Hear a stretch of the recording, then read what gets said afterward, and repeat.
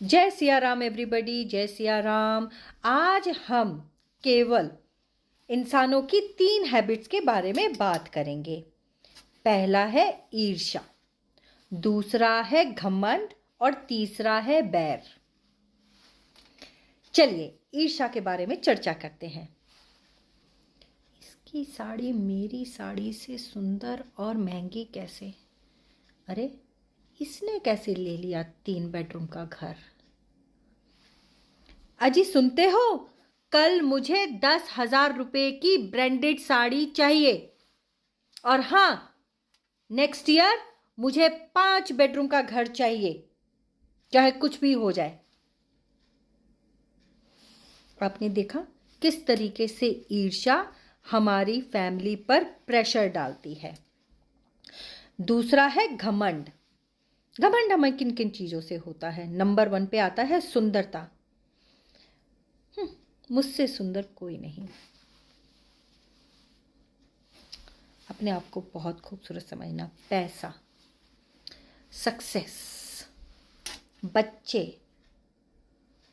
आजकल नया ट्रेंड चला है कि हम दूसरों के बच्चों की निंदा करते हैं और अपने बच्चों को उसके ऊपर रखते हैं।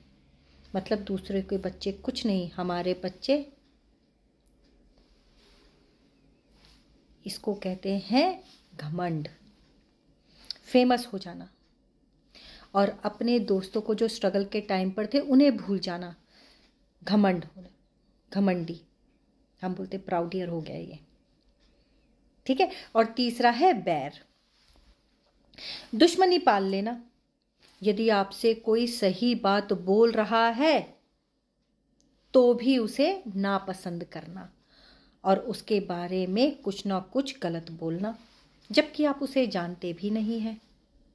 सरल भाषा में मैं आपको बताती हूँ। Let's have example of Bollywood stars. हम कहीं ना कहीं से कोई गॉसिप सुनते हैं एंड हम एक मन में धारणा बना लेते हैं, oh I hate this actress, I hate this actor. हमें कुछ लेना देना ही नहीं है, ठीक। दूसरा एग्जाम्पल, उसने उसको मारा तो हमने बेफजूल के दुश्मनी मोल ले ली। हमें पता भी नहीं है कि हुआ क्या, बेफजूल की दुश्मनी ले लेते हैं, ठीक है। चलिए बताते हैं कि इससे बचा कैसे जाए। बचा तभी जाएगा जब आप में खुद को सुधारने की क्षमता होगी, या एक आप सुधार लाना चाहते होंगे कि कैसे हम सुधार ला सकते हैं अपने में या अपने बच्चों में। ये बचपन से ही जो है आपको अच्छी आदतें सिखानी होगी कि हमें किसी से ईर्ष्या नहीं करनी चाहिए, हमें किसी से घमंड नहीं करना चाहिए, हमें बेफजूल की किसी से दुश्मनी भी नहीं करनी चाहिए। अगर बचपन से हम ये आदतें अपने बच्चों में डालेंगे तो हमें आगे चल के बहुत फायदे होंगे। चलिए, पहला मंत्र है कि हमें दूसरों को खुद से बेहतर समझना चाहिए। भला क्यों? क्योंकि हम सब में कोई ना कोई स्पेशल स्किल है, ठीक है। दूसरों को बेहतर समझना शुरू कर दीजिए, आपके दिलो दिमाग से ये तीनों चीजें निकल जाएंगी।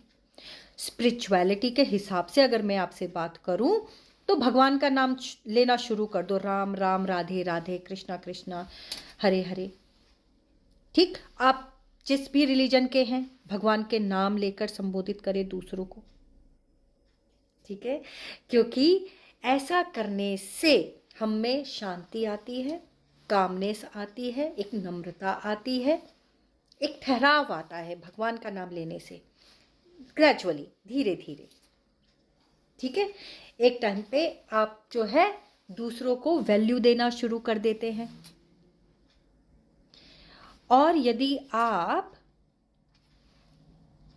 किसी बच्चे से मिलते हैं, अपने छोटी उम्र के लोगों से मिलते हैं, तो अच्छे शब्दों का चयन करें, जैसे गॉड ब्लेस यू। अगर वो अच्छे कार्य करते हैं उनकी प्रशंसा करें। जब आप उनकी प्रशंसा करेंगे और एंड में बोलेंगे गॉड ब्लेस यू, इससे आपके खुद के अंतरात्मा पे फर्क पड़ेगा, ठीक है। ओम शांति। और भी यदि कोई अच्छे वर्ड्स हैं तो आप यूज कर सकते हैं। उन पे तो असर पड़ता ही पड़ता है, दूसरों को पे तो असर पड़ता ही, हमारे खुद पे भी असर पड़ता है।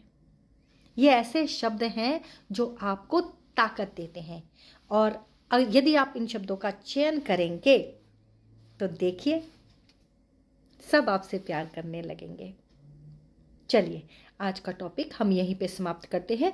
यदि आपको मेरे टॉपिक्स अच्छे लगते हैं तो please do like and subscribe. मिलते हैं। जय सिया राम।